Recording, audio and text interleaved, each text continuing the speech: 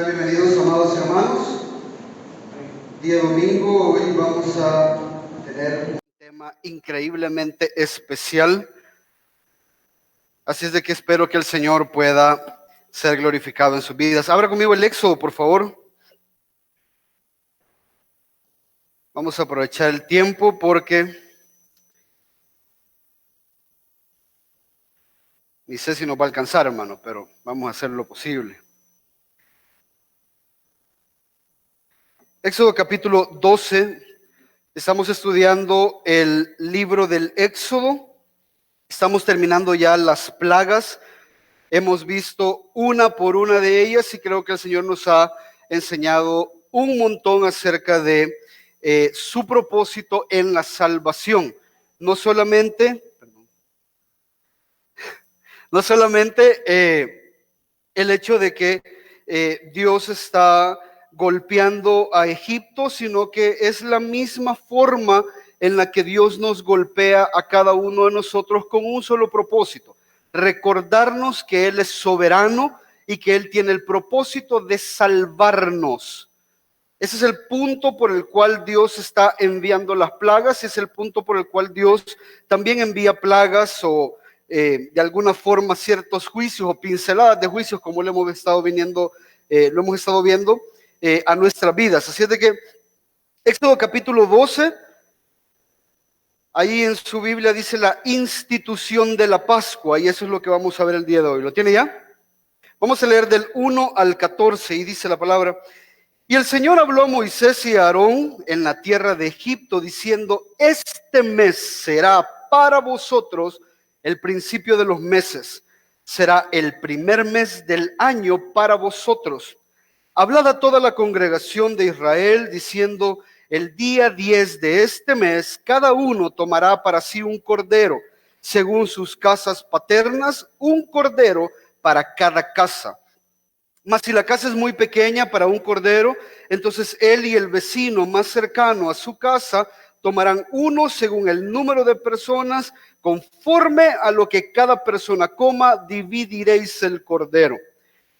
El cordero será un macho sin defecto de 1 año, lo apartaréis de entre las ovejas o de entre las cabras, y lo guardaréis hasta el día 14 del mismo mes, y entonces toda la asamblea de la congregación de Israel lo matará al anochecer.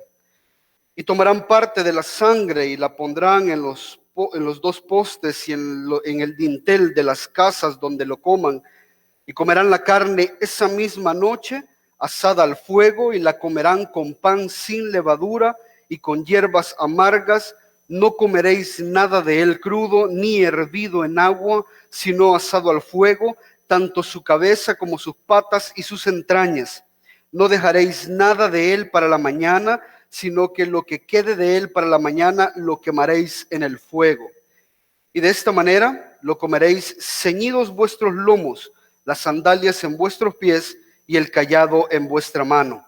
Lo comeréis apresuradamente. Es la Pascua del Señor.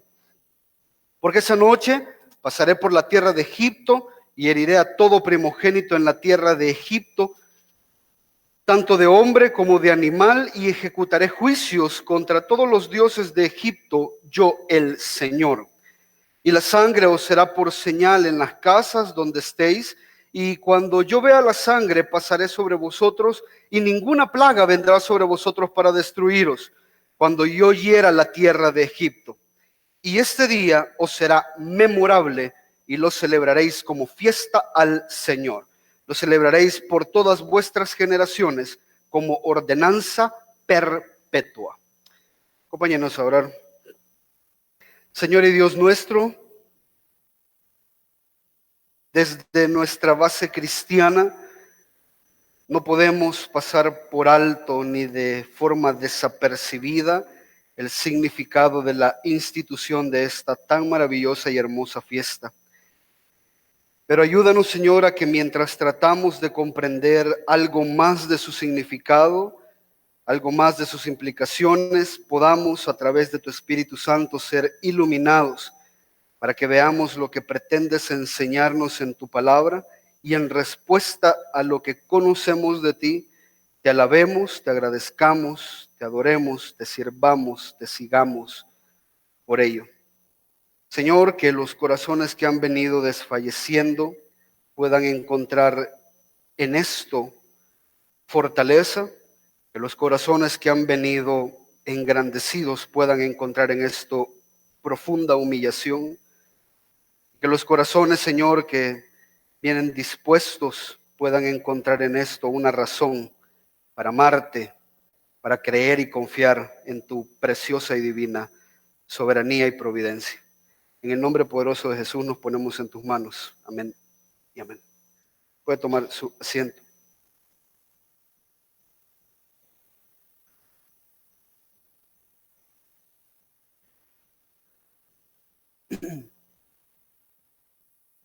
Deme un segundito.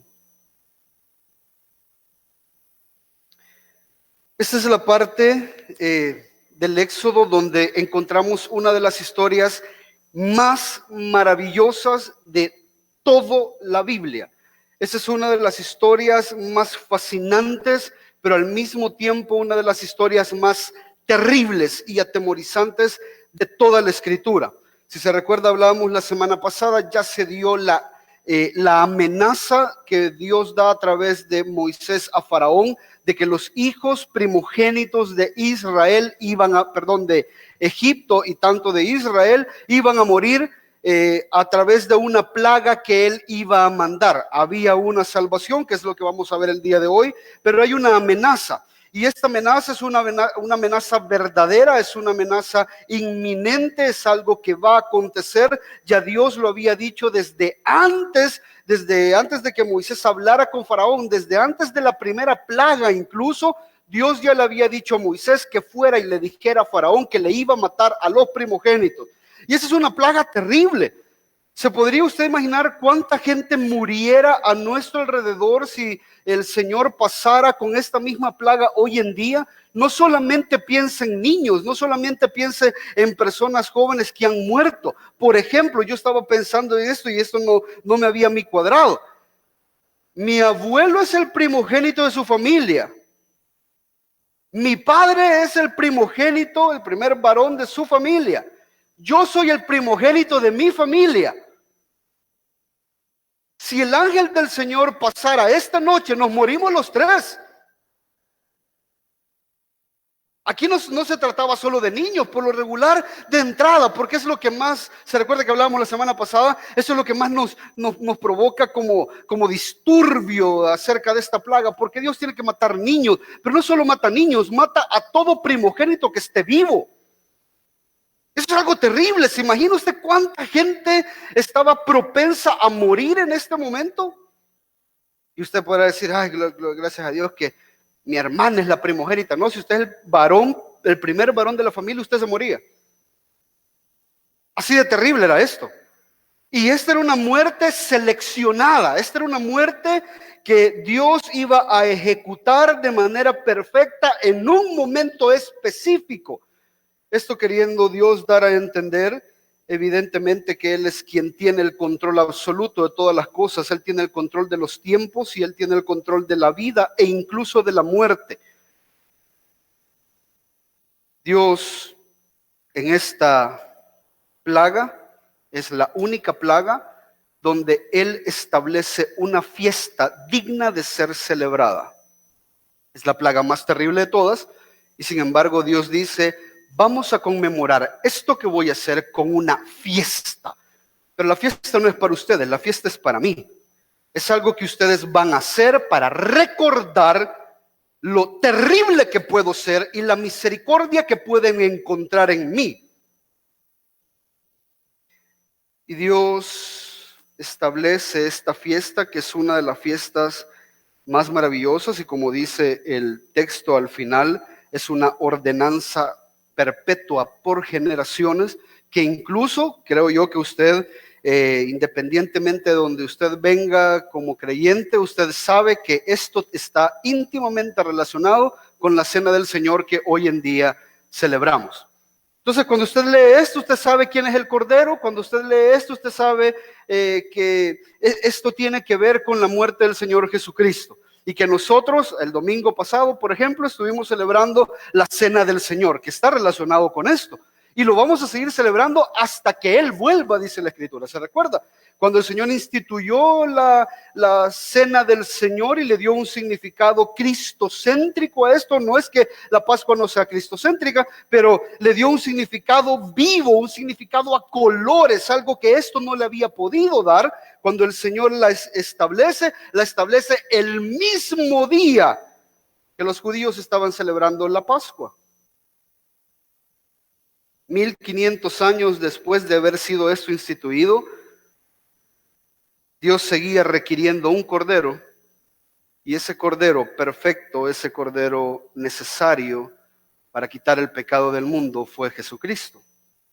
Entonces, de entrada usted entiende que esto no se trata solo de matar animales, no se trata solo de matar primogénitos. Esto se trata de una salvación que va mucho más allá de su entendimiento, mucho más allá del mío, mucho más allá de lo que entendemos que Dios requiere de usted y de mí. Va mucho más allá de que usted escoja al Señor, sino que está centrado en que Dios sabe, escoge y muere por quien Él decide salvar. Y este pueblo que Él salva está dedicado y debe de estar dedicado a celebrar esto por generaciones. Por eso es que es importante, creo yo, que estudiemos este texto que es tan maravilloso. Entonces, fíjese qué interesante.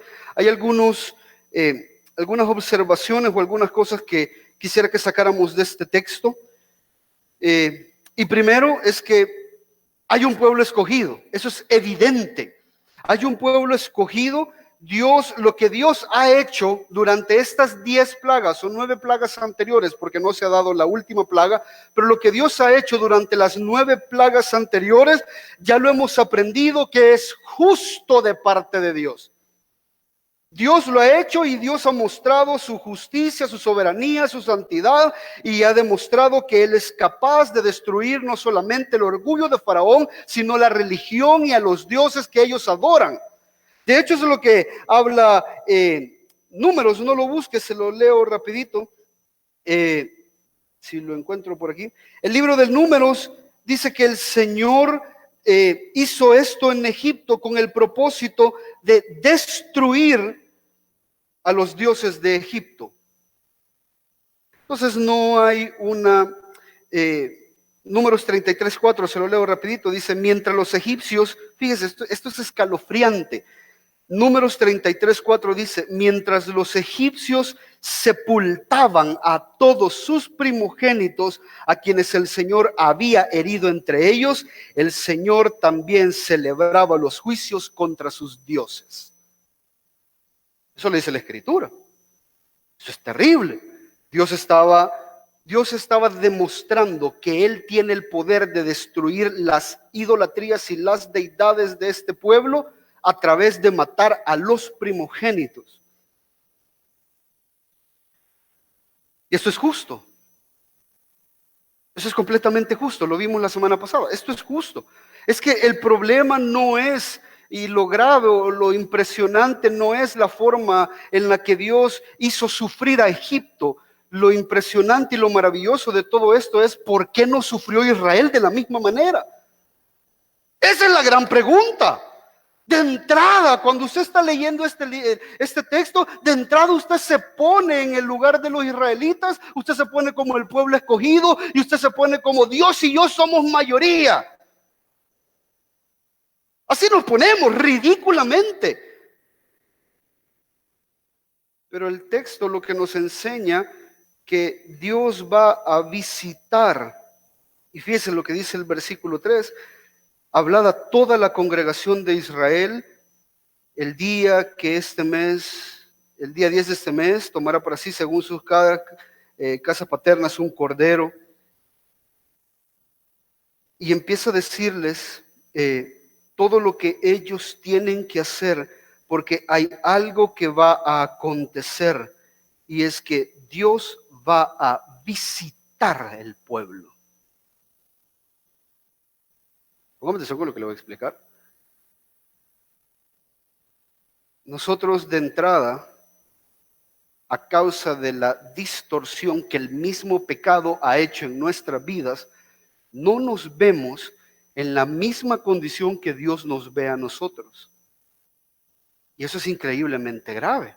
Lo hablábamos hace un par de semanas atrás, en la iglesia de Joel Osteen, por ejemplo, dicen, yo soy lo que este libro dice que soy. Y somos ganadores, y somos victoriosos, y somos no sé qué. Y hablan tanta barrabasada y tanta herejía, que eso no es lo que dice la Biblia. Eso es lo que tu corazón distorsionado por el pecado quiere creer. Pero eso no es lo que tú sos.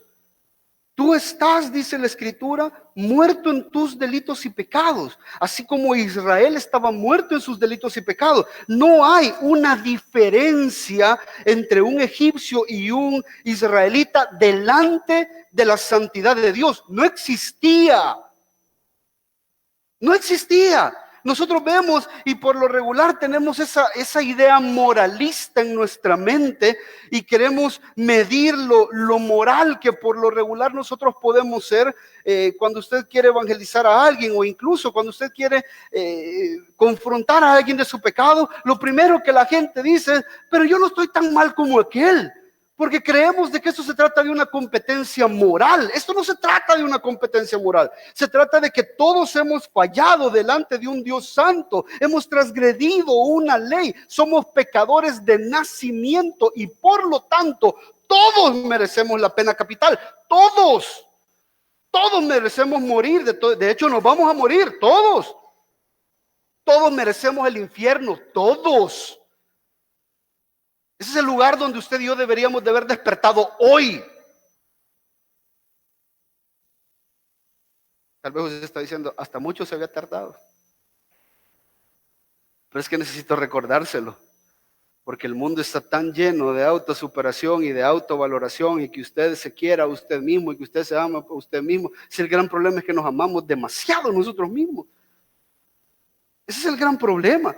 Y tenemos que volver a esta parte donde el Señor le recuerda al pueblo de Israel, yo los voy a visitar. Y le está diciendo al pueblo de Israel, si ustedes no tienen la sangre del cordero, me los echo. Esa es la parte que nosotros no vemos. Creemos que de manera inmediata el pueblo de Israel fue salvo. No, el pueblo de Israel fue salvo por la fe que tuvieron en el método que Dios estaba proveyendo. Pero ¿por qué requerían ellos un cordero? Porque eran pecadores. Porque estaban condenados. Por favor, no me haga la Biblia de una cuestión moral de quiénes son mejores y quiénes son peores. Todos son peores, todos son malos. La Biblia solo habla de dos tipos de personas, los buenos y los malos. Y entre los malos está usted y yo y toda la humanidad, y entre los buenos solo Jesucristo. No me haga otra diferencia. Aquí hay un pueblo escogido por gracia, que es el pueblo de Israel. Y Dios iba a visitar tanto a los egipcios como a los israelitas con el mismo propósito, y el propósito era de llevar juicio.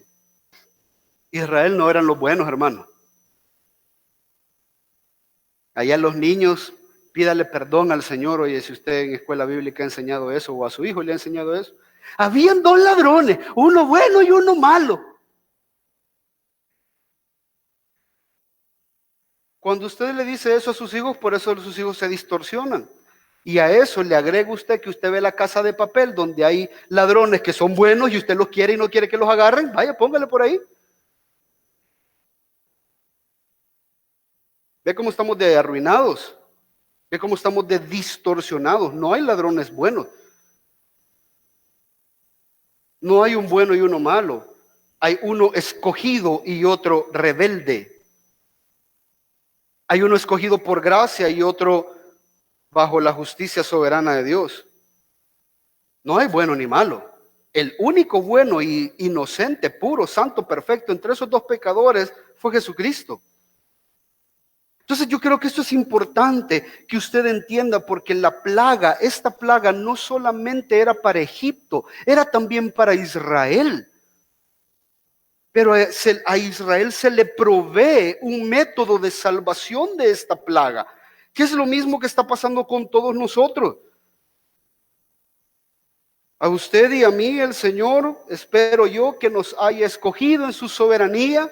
Y si en su soberanía y en su gracia y su misericordia Él le ha hecho nacer de nuevo, usted va a creer, pero va a creer no en que usted puede salir adelante, usted va a creer en que Jesucristo es lo único que usted necesita para poder presentarse limpio delante del Padre. Esa es la fe que tiene que tener. Y eso es algo que todos necesitamos, hermano.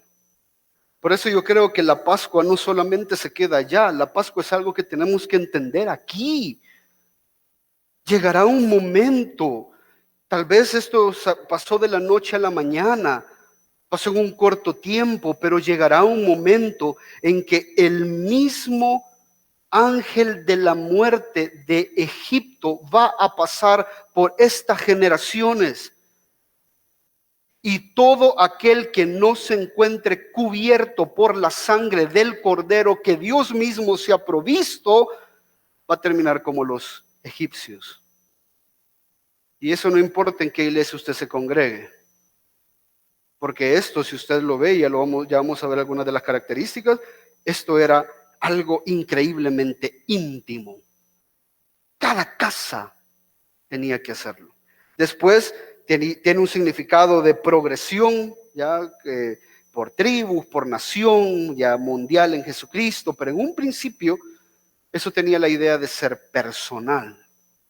Cada persona de manera voluntaria tenía que comer del Cordero. Eso lo hace personal, eso lo hace una responsabilidad de cada uno.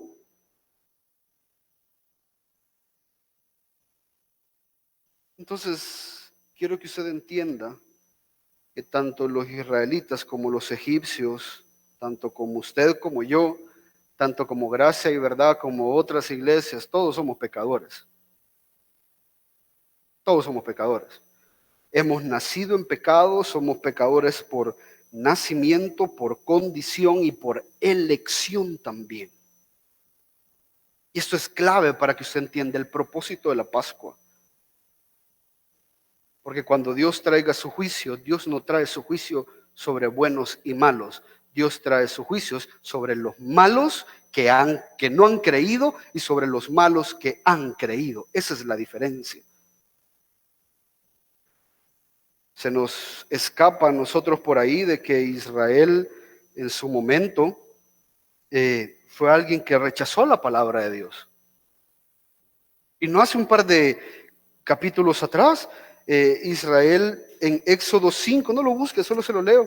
Éxodo 5, cuando Moisés fue a confrontar a Faraón por primera vez, el pueblo le dijo a Moisés: mire el Señor sobre vosotros y os juzgue, pues nos habéis hecho odiosos ante los ojos de Faraón. ¿Se recuerda? Hace un par de meses atrás estuvimos viendo esto, que Moisés le había dicho al pueblo: miren, el Señor me ha mandado. Y el pueblo dijo: qué bueno, gloria a Dios, hoy viene la liberación. Viene Moisés, va a hablar con Faraón, y Faraón lo que hace es ponerle más carga al pueblo. Y el pueblo se enoja con Moisés.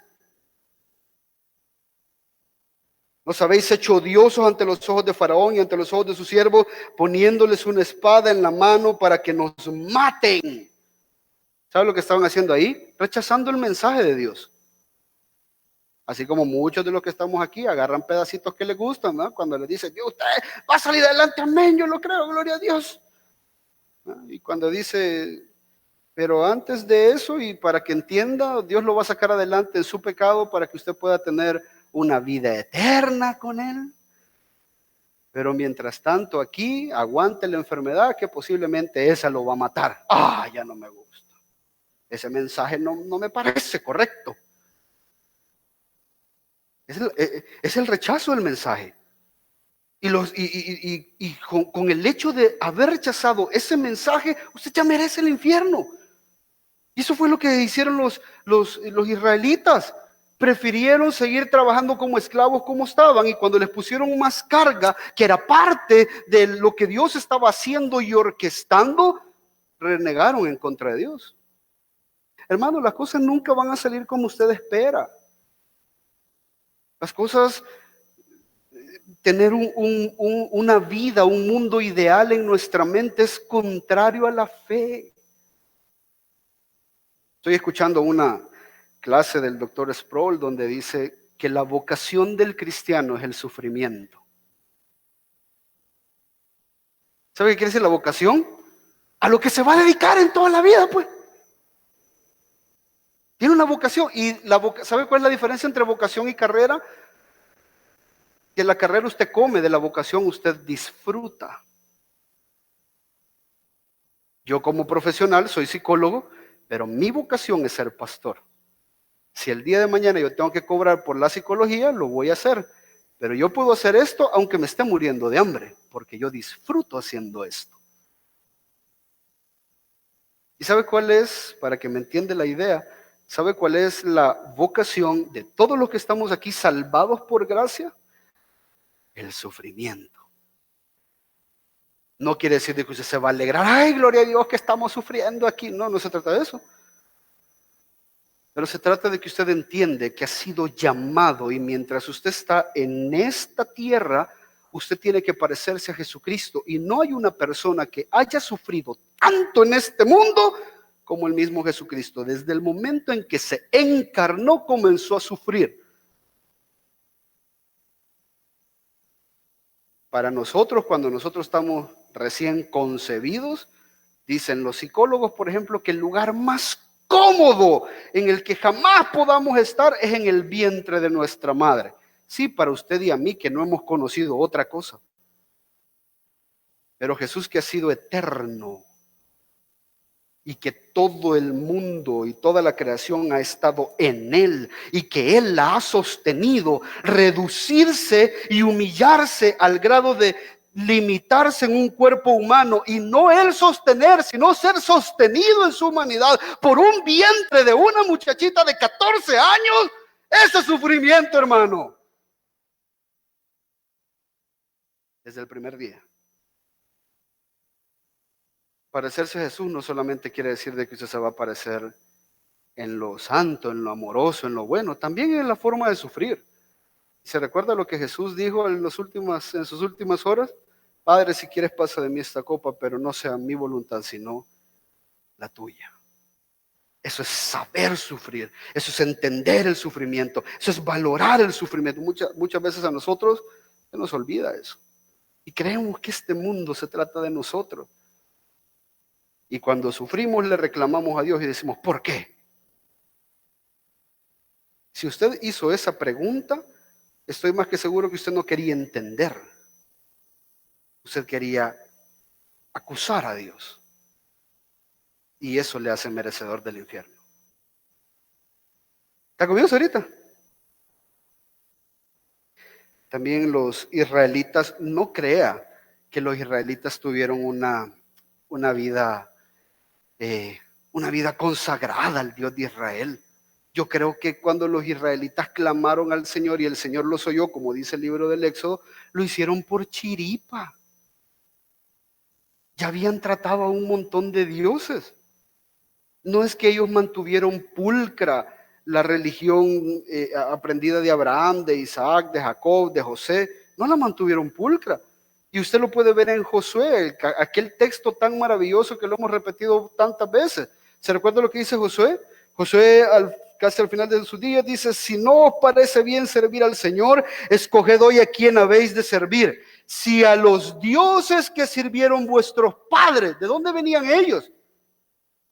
Venían de Egipto, hermano, recién sacaditos de Egipto, hace 40 años habían salido de Egipto.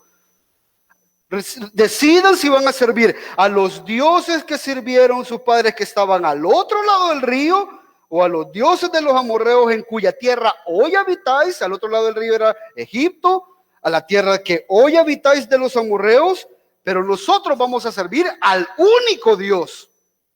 Eran idólatras, hermano. Eran idólatras. ¿Qué diferencia tienen los israelitas con los egipcios? Estoy más que seguro que adoraban a los mismos dioses. Y prueba de ello es que recién salidos de Egipto, llevan el montón de oro y lo primero que hacen es pedir un becerro. ¿De dónde aprendieron eso? Porque es lo que estaban acostumbrados a hacer en Egipto. ¿Se recuerda que hemos visto todas estas plagas, las 9 plagas que atacan una deidad? Y nos hemos dado cuenta que esas mismas deidades que los egipcios adoraban son las que nosotros adoramos hoy. No, hermano, no hay que adorar a la Virgen, no hay que adorar a los santos para que usted se crea idólatra. Basta con que usted adore a su esposa, su trabajo, el tiempo, su dinero, y usted es un idólatra. Entonces, ¿qué diferencia hay? Eso es lo que yo quiero que usted me agarre la idea de este día. ¿Qué diferencia hay entre los egipcios, los paganos y el pueblo de Israel? Ninguna. No hay diferencia. La diferencia no está en usted. La diferencia la hace Él, que decide en quién tener gracia y misericordia y en quién tener juicio y justicia. ¿Está conmigo hasta ahorita? Entonces, mire, número 2. Ahora sí vaya conmigo al texto rapidito. Éxodo 12:1.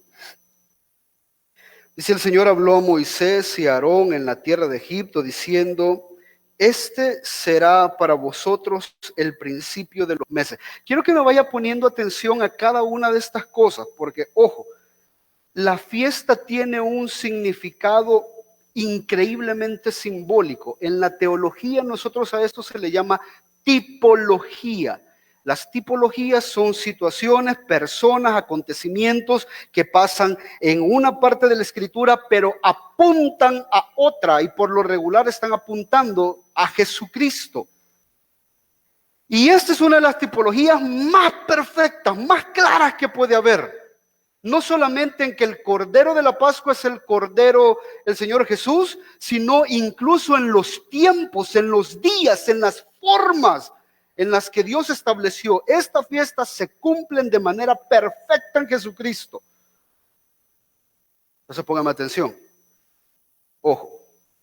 El Señor habló a Moisés y a Aarón en la tierra de Egipto diciendo: este mes será para vosotros el principio de los meses. Será el primer mes del año para vosotros. ¿Sabe lo que les está diciendo de entrada? Esta fecha es importante. La identidad de Israel, póngame atención con esto, la identidad de Israel estaba amarrada a su redención. ¿Quiénes eran ellos como pueblo? Estaba amarrado a quién y cómo habían sido salvados. Por lo tanto, el Señor les dice: esta para ustedes, no importa el calendario que ustedes estén tomando ahorita, puede ser el maya, el egipcio, el agrícola, el agro, lo que quieran, cualquier tipo de calendario en el que ustedes estén ahorita, hoy cambia, señores. Hoy cambia. Ustedes van a empezar a tener una identidad diferente. Y la identidad comienza en que el tiempo de ustedes va a estar relacionado a lo que yo voy a hacer. El año para ustedes comienza cuando yo los salve. Con esto empieza la vida para ustedes. Con esto comienza el año. Con esto comienza su tiempo. Y yo creo que esto es increíblemente importante porque pone la redención como prioridad en la vida del pueblo. La única razón por la que este pueblo era importante era porque habían sido salvos por Dios. No tenían otra razón de ser importantes. No hay otra forma. La única razón por la que usted hoy su vida importa es porque usted tiene esperanza en el reino de los cielos. Esa es la única razón por la que su vida importa. Aquí no importa si usted tiene carro, no importa si usted tiene casa, no importa si usted tiene familia, dinero, eso no importa aquí. Todo se va a quedar. Lo único que a usted lo hace que realmente importa es que usted tiene una esperanza en Jesucristo. Eso es lo único que realmente importa. Sus tiempos importan solo y exclusivamente si sus tiempos giran alrededor de Cristo. De lo demás no importa. Lo demás no importa. Esto no cambia. Y fíjese qué interesante. No es consecuencia, es la providencia de Dios que con esta fecha empieza el año. ¿Se recuerda con qué empezamos nosotros? Algo más específico que es nuestra semana. ¿Cuándo comienza la semana? Hoy. Hoy comienza la semana. ¿Y por qué comienza la semana hoy, hermano?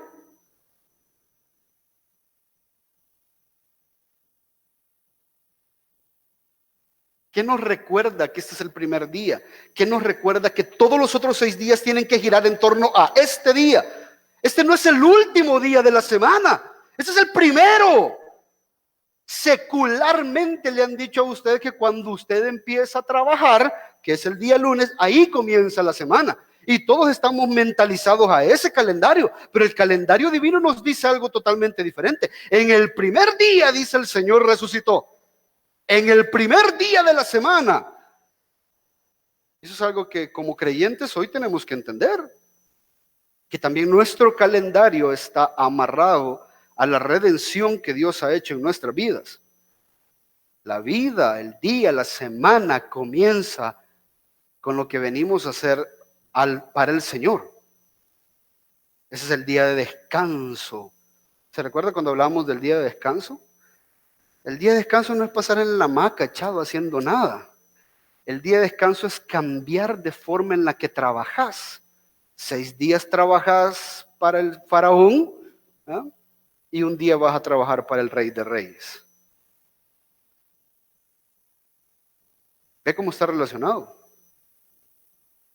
Entonces hay una fecha increíble, la fecha es increíblemente importante, le da identidad al pueblo. Y Dios establece, fíjese qué interesante, Dios establece instrucciones muy puntuales e increíblemente rigurosas para la celebración de esta fiesta. De entrada, hermano, cuando yo veo tantas cosas, y este es el primer set de instrucciones. Basta con que usted empiece a ver más adelante el Éxodo, el Levítico, el Número y el Deuteronomio, que son leyes y leyes y leyes y leyes y leyes y leyes y leyes. Y usted dice, ¿por qué tantas leyes?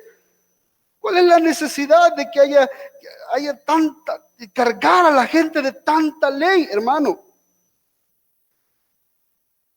Dios estaba a punto de estar en medio de su pueblo.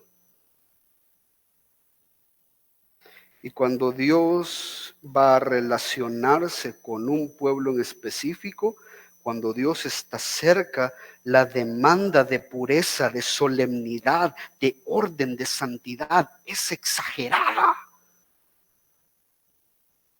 Eso es lo que las iglesias de hoy en día no entienden. Quieren hacer cosas mundanas para traer a la gente a Dios. Dios no está en esos lugares. Dios no está en esos lugares.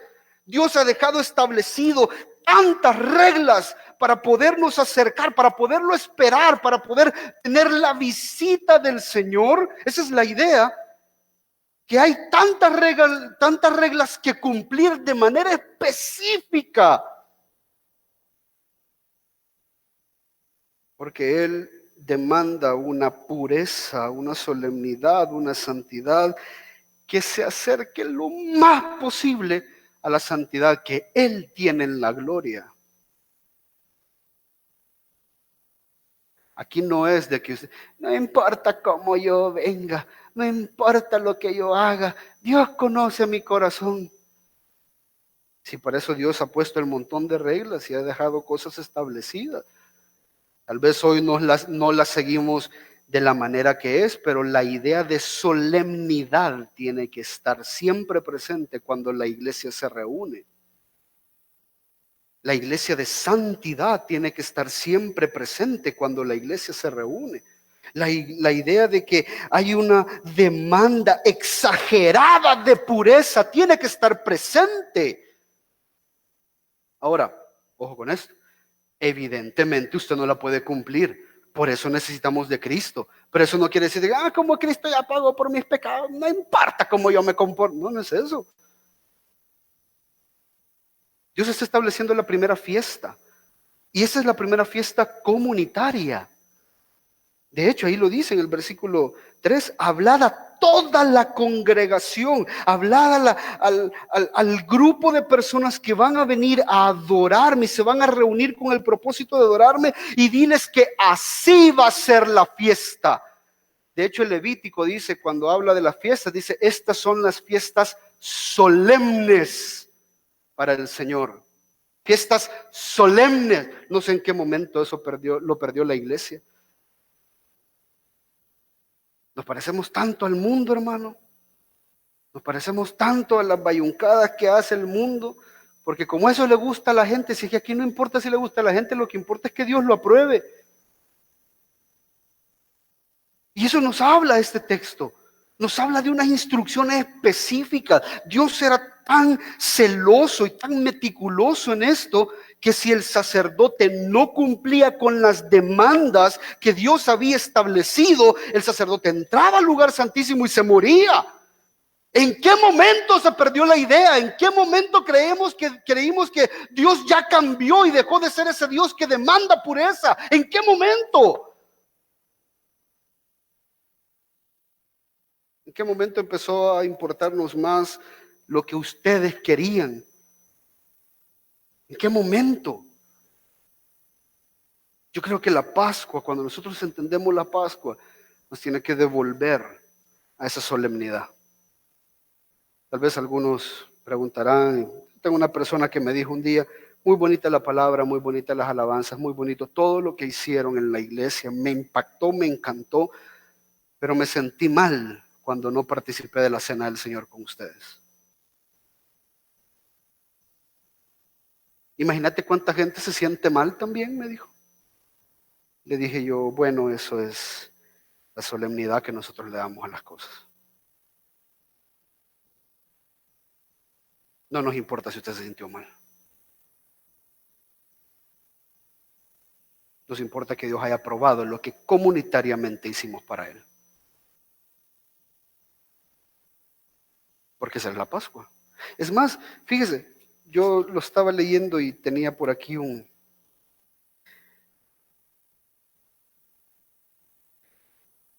lea conmigo el versículo 43, 12:43, para que usted vea que incluso aquí podemos tener un respaldo para por qué no tomar la cena del Señor los que solamente nos están visitando.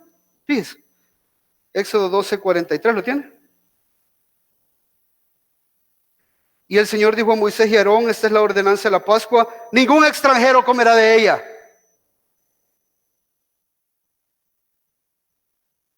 Pero el siervo de todo hombre comprado por dinero, después que lo circuncidéis, después de que entendamos que es parte del pacto, entonces podrá comer de ella.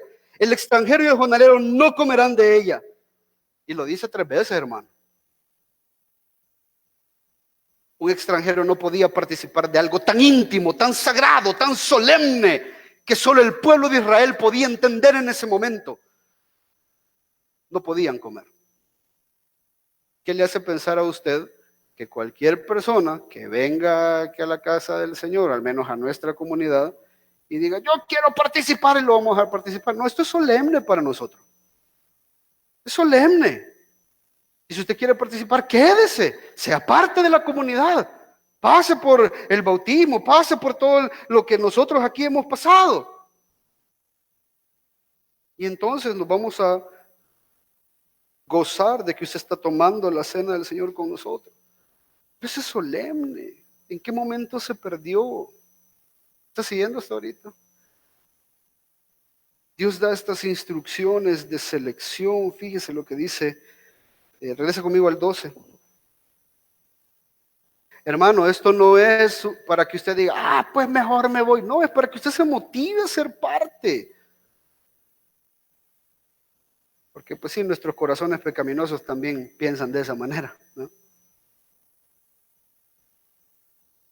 El día 10 de cada mes, cada uno tomará para sí un cordero, según sus casas paternas, un cordero para cada casa. Esto era algo familiar.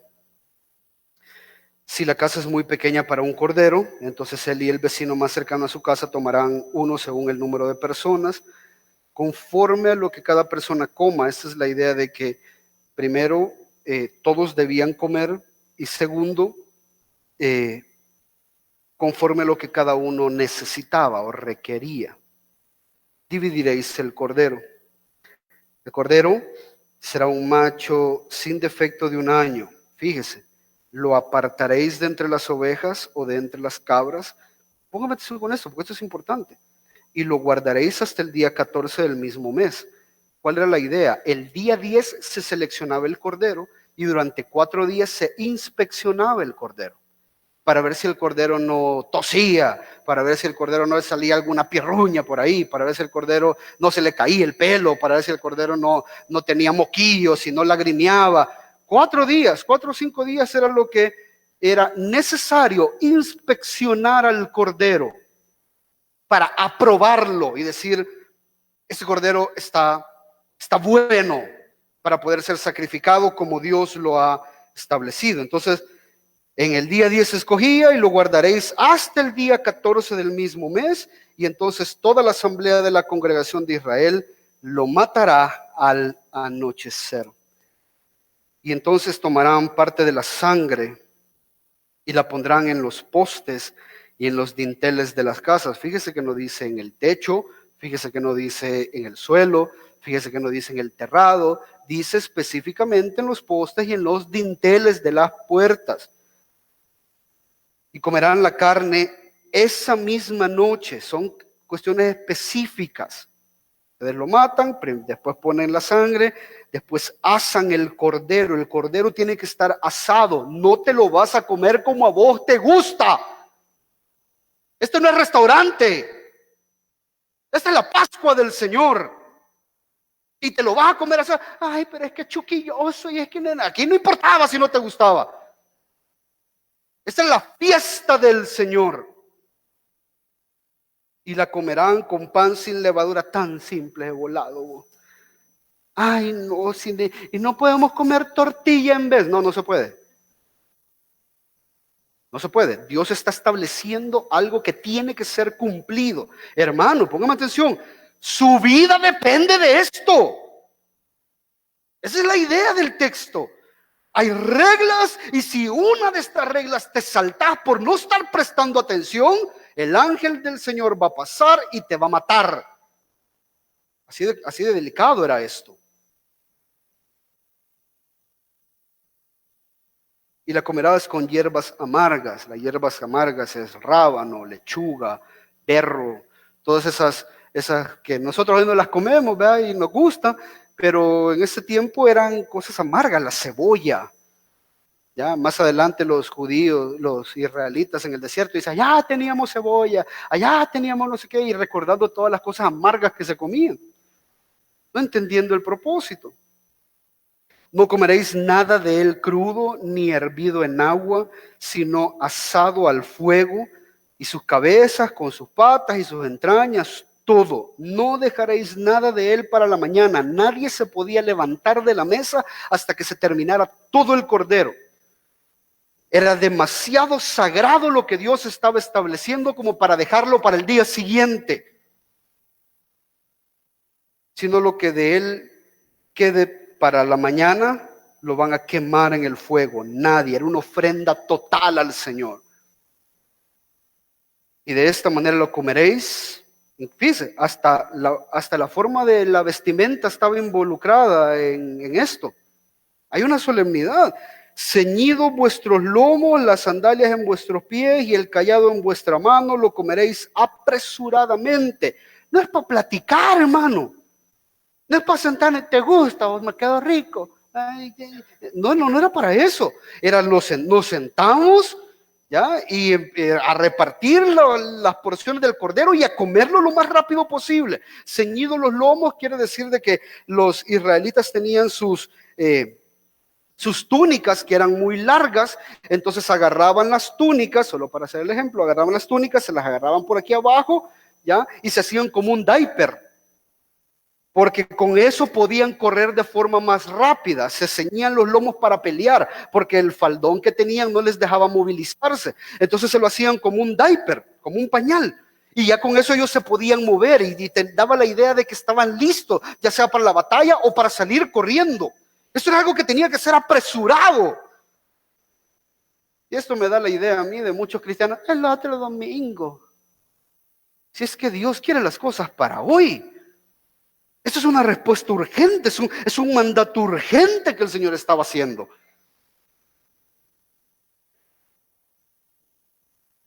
El cayado en vuestra mano es porque con eso salí y comeréis apresuradamente.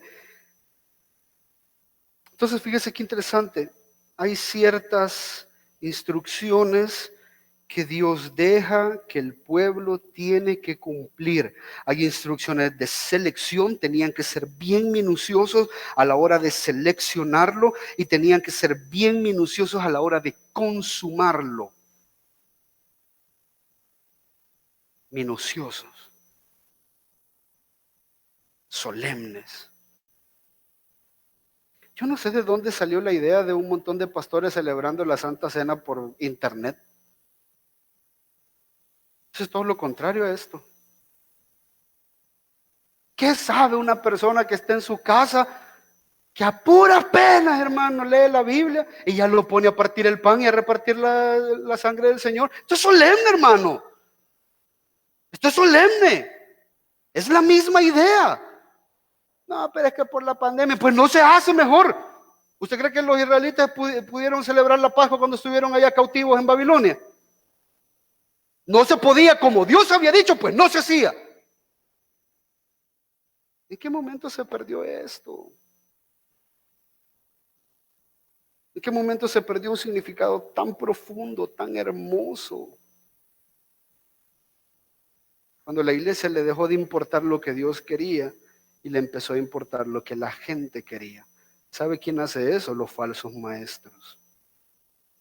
Los falsos maestros, dice la palabra, no lo digo yo, lo dice la palabra, que la gente se va a amontonar para escucharlos porque los falsos maestros le van a dar a la gente lo que ellos quieren escuchar. ¿Está conmigo eso ahorita? No importa si no es la palabra. Vamos a agarrar un texto bíblico y vamos a hablar de la vida en la iglesia. A la gente le gusta escuchar los chambres. Y ahí está la gente bien prendida. Ah, yo creo que es hermano del que dijo, ¿te acordás que andaba en un pica? Ese es el hermano fulano. Perdió el propósito de todo esto. Y cuando el propósito se pierde, el juicio es bien merecido. ¿Está siguiendo lo que estamos hablando?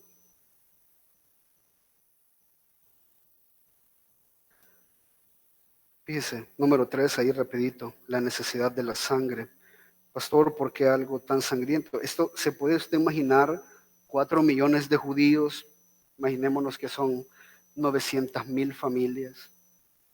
O pongámosle 500,000 familias, pues, porque de ahí salieron 4 millones de judíos, digamos papá, mamá, 2 hijos. Pongámosle que eran 500,000 familias, para no ser tan exagerado. ¿Se puede usted imaginar 500,000 corderos siendo asesinados en esa noche? Esa fue una noche sangrienta. ¿Se puede usted imaginar 500,000 casas saliendo con un huacal lleno de sangre, pintando los dinteles de las puertas? Esto era algo repugnante, era algo violento. Es algo terrible. Entonces, ¿por qué la sangre? Fíjese lo que dice el versículo 12. Porque esa noche pasaré por la tierra de Egipto y heriré a todo primogénito en la tierra de Egipto, tanto de hombre como de animal, y ejecutaré juicios contra todos los dioses de Egipto, yo el Señor. ¿Ves que aquí no hay ninguna distinción? Aquí no dice voy a pasar sobre los egipcios. Dice voy a pasar sobre Egipto y voy a matar a todo, al primogénito de todo hombre. Y esto los incluye a ustedes. Y ejecutaré juicios contra todos los dioses de Egipto, a los cuales incluso ustedes mismos han adorado. Esa es la idea. Y la sangre, este es el texto clave. La sangre os será por señal. Yo creo acá que el os será por señal no solamente es les será por señal, sino nos será por señal. La sangre nos será. Este es Dios hablando y está diciendo la sangre nos será por señal. Les será por señal a ustedes de que cuando ustedes vean para arriba, Ustedes van a ver la sangre y van a ver de manera simbólica el ángel pasar matando a los vecinos, a los primogénitos de los vecinos, pero ustedes no. Pero lo que ustedes van a ver es la sangre del cordero. Y cuando yo pase por arriba y vea para abajo, no lo voy a ver a ustedes, voy a ver la sangre del cordero. Y entonces voy a pasar por alto. Entonces la sangre nos va a ser por señal. Si la sangre está ahí, estamos bien. Si la sangre no está ahí, te morís. Eso nos va a ser por señal. ¿Por qué era importante la sangre? Porque la sangre evidentemente representaba una muerte.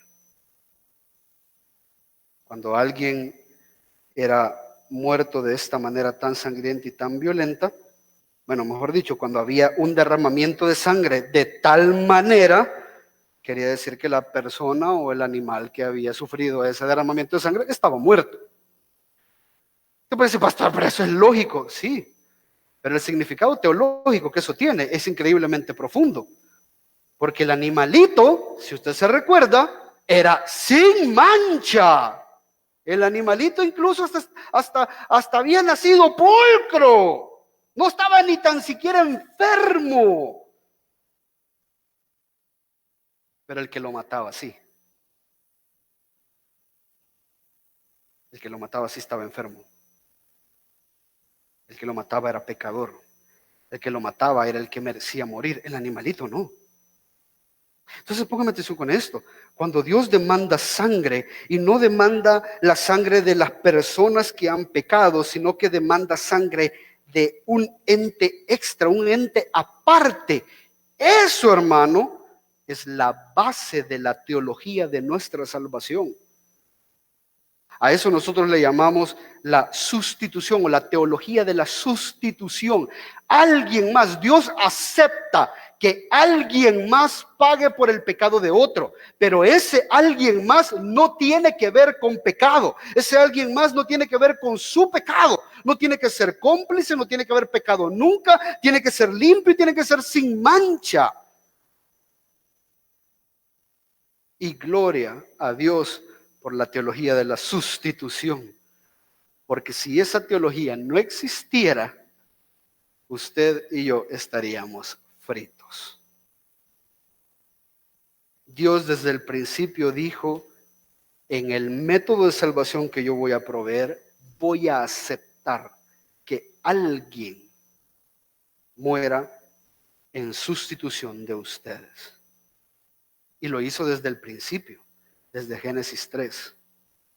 El Señor muere, Adán y Eva pecan y el Señor, Él mismo hace un derramamiento de sangre. Él mismo acepta una muerte sustitutoria. Y esa es la base de nuestra teología. Si usted no entiende lo que pasó en la cruz, que ese era el lugar que a usted y a mí nos correspondía, su teología no sirve de nada.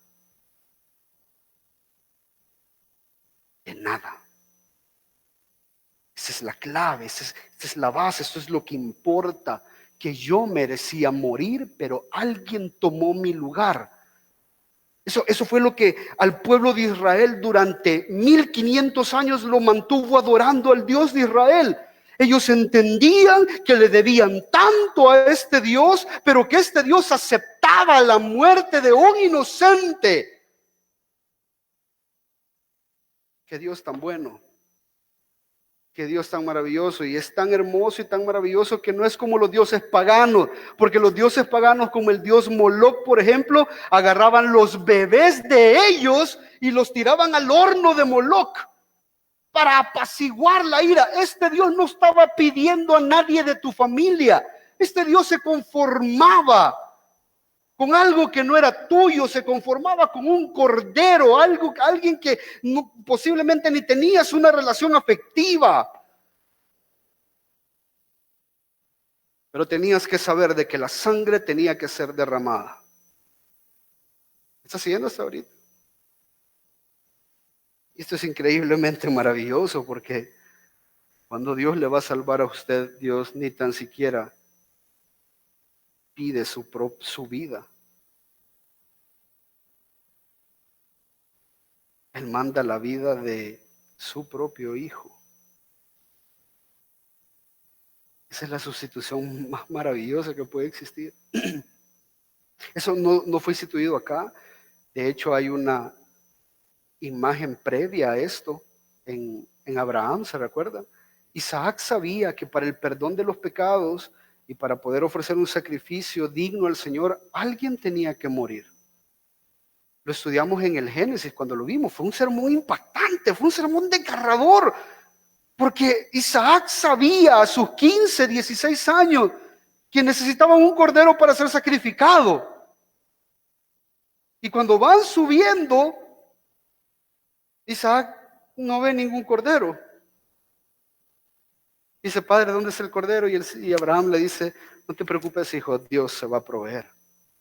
Él se va a proveer de lo que necesitamos, ni tan siquiera nosotros se lo podemos dar. Así de miserables somos. Ni tan siquiera nosotros le podemos proveer algo que Él pueda decir, ay, estoy complacido con lo que me has traído. Ni tan siquiera eso. Él se lo tuvo que proveer. Isaac llega, lo acuestan en la piedra, lo amarran. Isaac entendía que si al no haber cordero, lo único que Dios aceptaba era sangre derramada. Abraham tenía más de 100 años ya de edad. E Isaac, entendiendo lo que Dios demandaba, voluntariamente se dejó de su padre y estaba dispuesto y listo a ser sacrificado. Pero la vida de ningún pecador va a satisfacer la demanda y la ira de Dios. No se confunda. Dios no se complace con la muerte del impío, dice la palabra. Y no se complace porque de nada le sirve. No hay satisfacción en eso. Él no gana nada con que el impío muera. Y justamente cuando lo iba a matar, el ángel del Señor aparece. Le dice, entiendo y sé que no me has negado ni a tu hijo. Dios sabe la fe que tenés. Ahí está el cordero.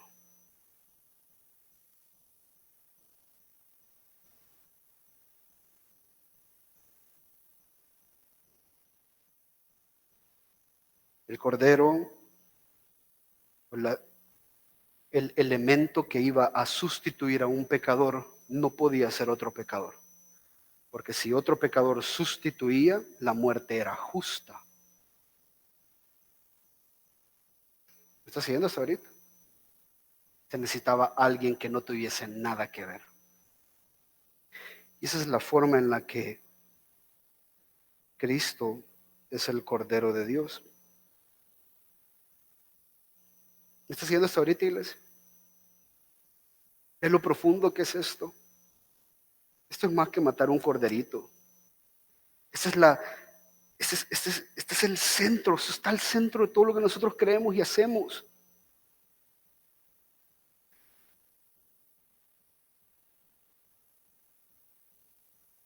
¿De qué manera cumple Jesús la Pascua? Póngame atención con esto porque voy a ir rápido. Ojo, despiertes en este momento. El Señor, todas estas fiestas y todas estas cosas que hizo en el Antiguo Testamento son importantes, incluso, o mejor dicho, las fiestas bíblicas son importantes porque son ayudas visuales de lo que Dios iba a requerir en su momento. Cada vez que los judíos mataban, luego se hacía cada año, los judíos mataban a un cordero para el perdón nacional del pueblo. Se mataban miles y miles y miles de animalitos. Los judíos tenían que entender que Dios lo único que podía satisfacer la demanda de justicia y de santidad era sangre, derramamiento terrible de sangre, porque Dios está airado en contra de esto. Entonces la muerte tenía que ser violenta. Y eso ellos lo tenían que ver. Cada vez que iban a ofrecer algo al Señor por sus pecados, ellos tenían que ver esto terrible, esto sangriento, esto violento, esto despiadado. Ellos lo tenían que ver. porque el Señor estaba dando estas imágenes en blanco y negro, pero imágenes al fin de lo que Él iba a requerir para el perdón de una vez y para siempre de los pecados. ¿Sabe cuál es el problema de los animalitos? Dice la Escritura en Hebreos que la sangre de los toros y los machos cabríos es imposible que quite los pecados, solamente los aplaca. Solamente Dios lo acepta, pero no del todo. Por eso es que una y otra vez, cada año, y una y otra vez, y una y otra vez tenían que celebrar esto.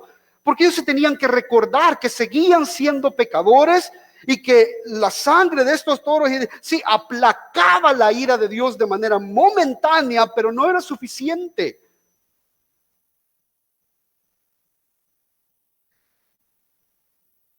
Y ahí es donde entra Jesús.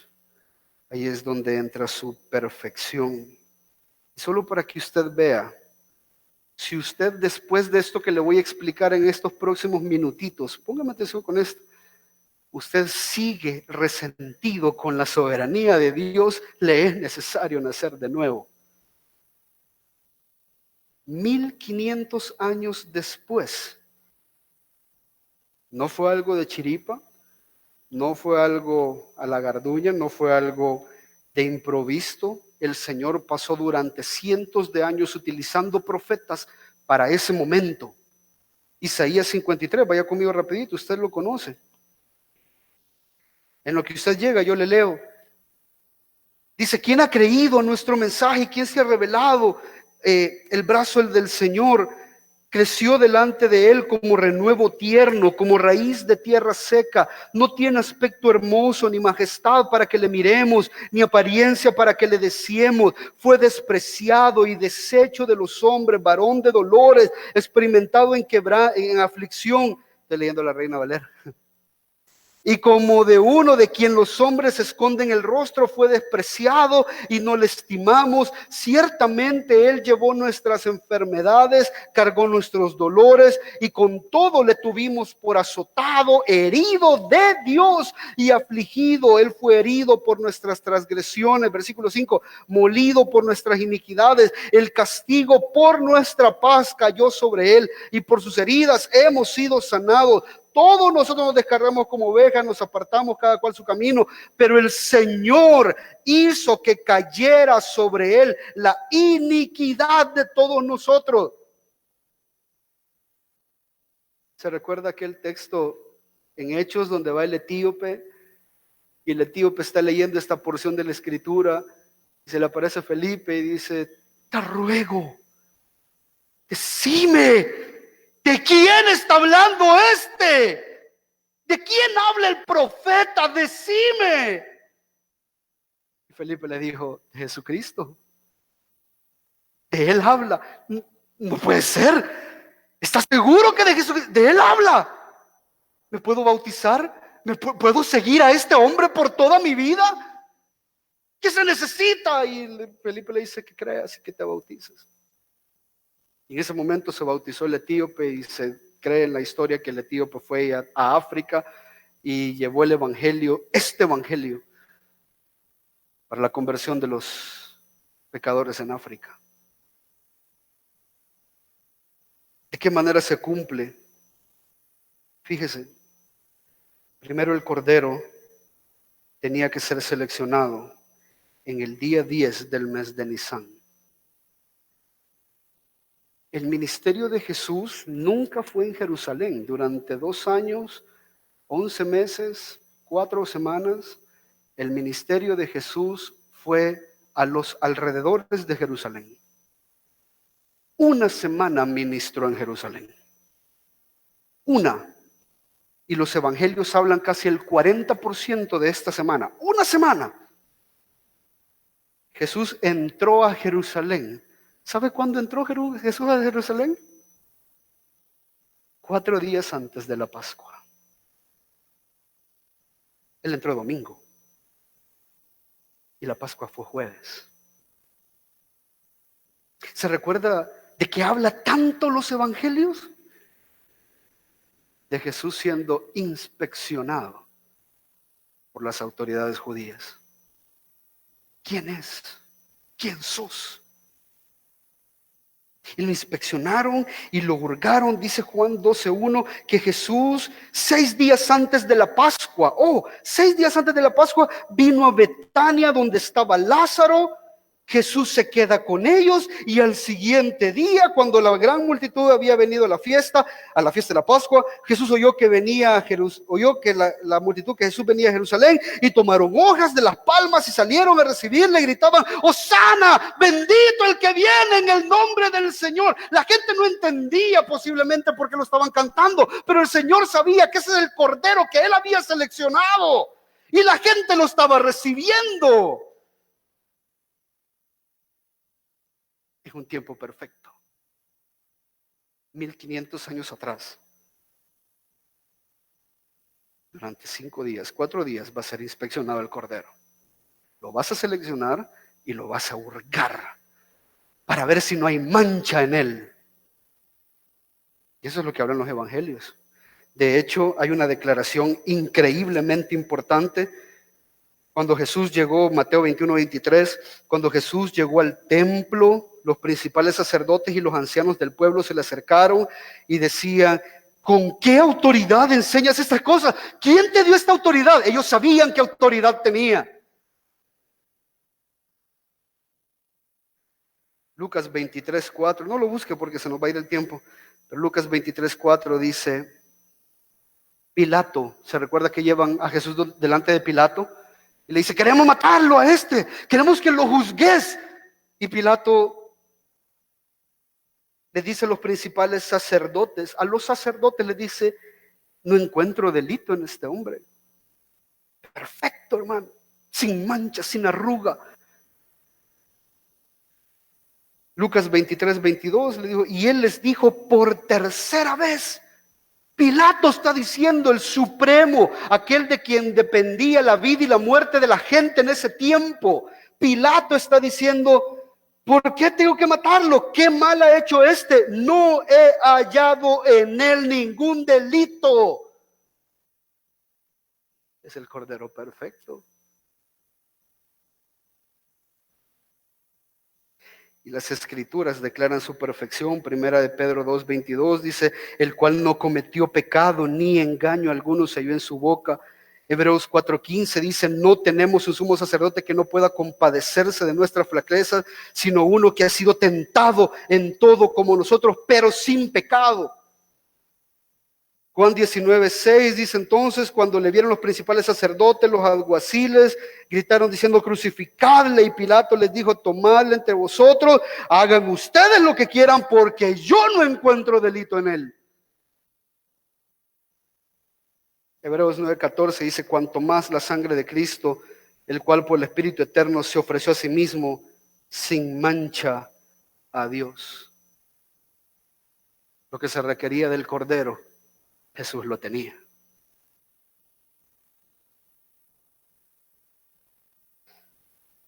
Segundo, lo matan crucificándole el mismo día, a la misma hora que los corderos estaban siendo degollados en el momento de la Pascua. Ojo, mientras la mayoría de judíos estaban celebrando la Pascua y degollando los corderos, Jesús estaba crucificado. Marcos 15:25 dice: era la hora tercera cuando le crucificaron. La hora tercera es las 9 de la mañana. Y murió a las 3 de la tarde, dice Marcos 15:34. Y a la hora novena Jesús exclamó con fuerte: Dios, Eloí, Eloí, lema sabactani, que traducido significa: Dios mío, ¿por qué me has abandonado? Usted conoce la historia. Expiró y murió. Pastor, pero ahí dice que murió a las 3 de la tarde y el Éxodo dice que al anochecer. Hermano, se tiene que entender que el día para los judíos empieza a las 6 de la tarde. Por lo tanto, en la concepción de ellos, las 3 de la tarde ya es muy tarde. Ya se está terminando el día.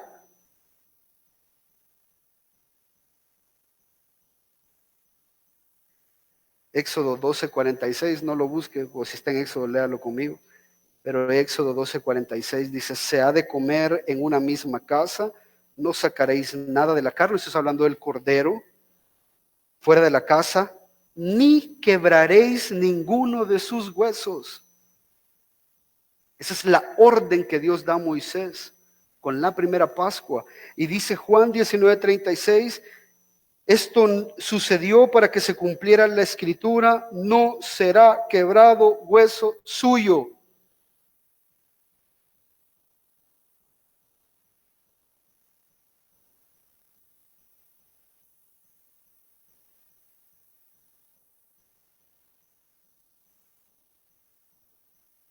Si esta perfección de los planes, propósitos y tiempos de Dios, de la forma en la que Él los cuadra, con 1500 años de diferencia, no le permite a usted confiar apenas 80 años de su miserable vida,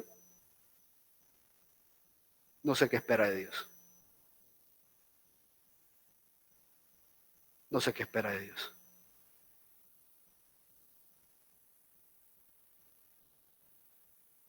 No fue un día antes, ni fue un día después. No fue una semana cualquiera.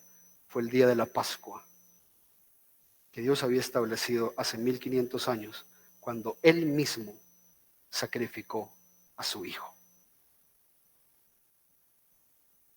El apóstol Pedro en su primera predicación dice que Dios mismo lo entregó. Dios mismo lo mató. Y lo mató por usted y por mí.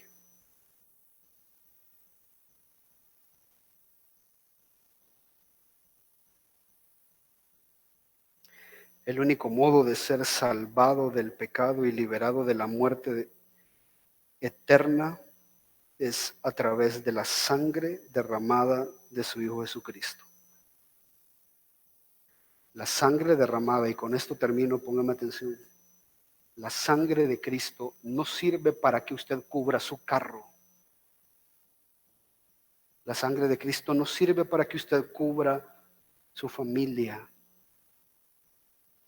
La sangre de Cristo no sirve para que usted se sane. La sangre de Cristo sirve para que usted no muera eternamente. Isaías dice que por su llaga fuimos todos curados.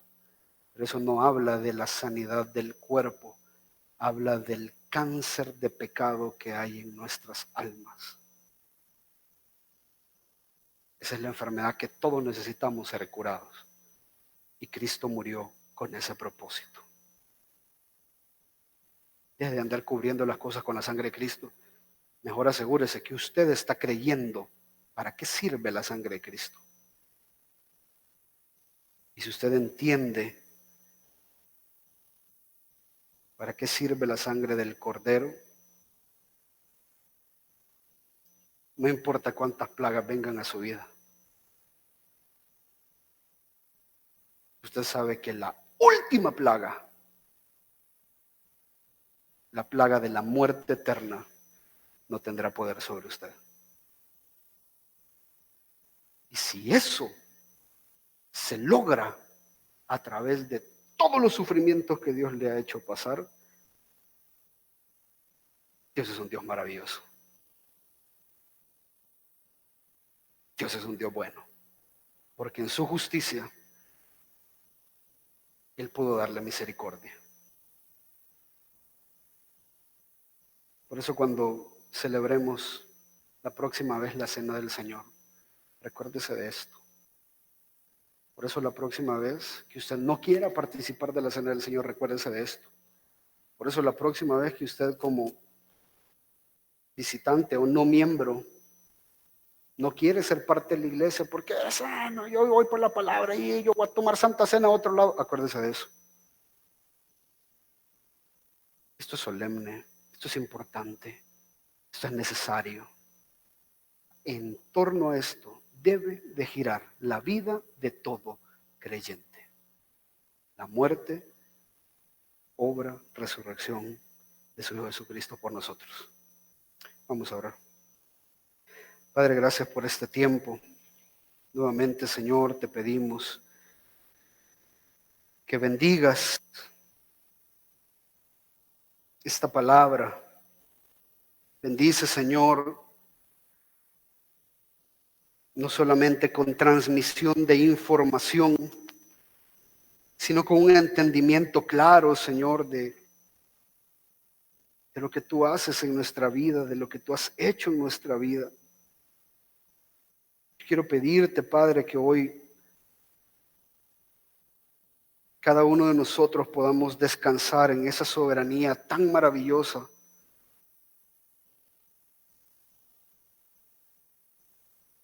que hemos podido encontrar en este pasaje.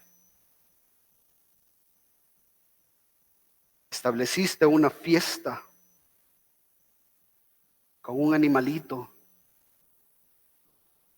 pero con un significado increíblemente profundo. Y cuadraste los tiempos, cuadraste las circunstancias, las situaciones, las personas, para que en el mismo día que tú, 1500 años antes, habías establecido que se te ofreciera un cordero, ese mismo día tú te ofreciste el cordero perfecto, el cordero que quita el pecado del mundo, de una vez y para siempre. No hay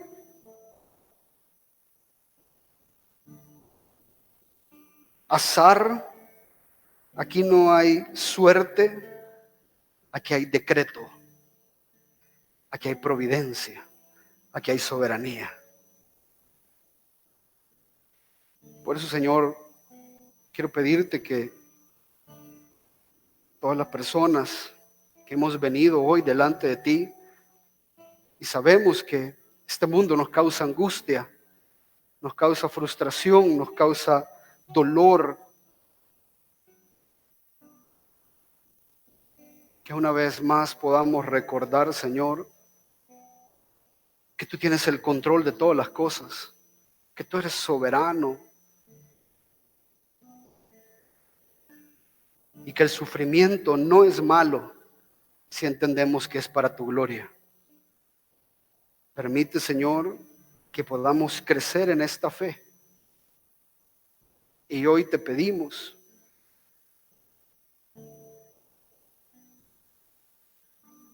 que nuestra fe gire en torno a esa sangre que fue derramada por nosotros en la cruz del Calvario. Recuérdanos, Señor, que hay un precioso manantial que brota sangre de Emmanuel. Cante con nosotros.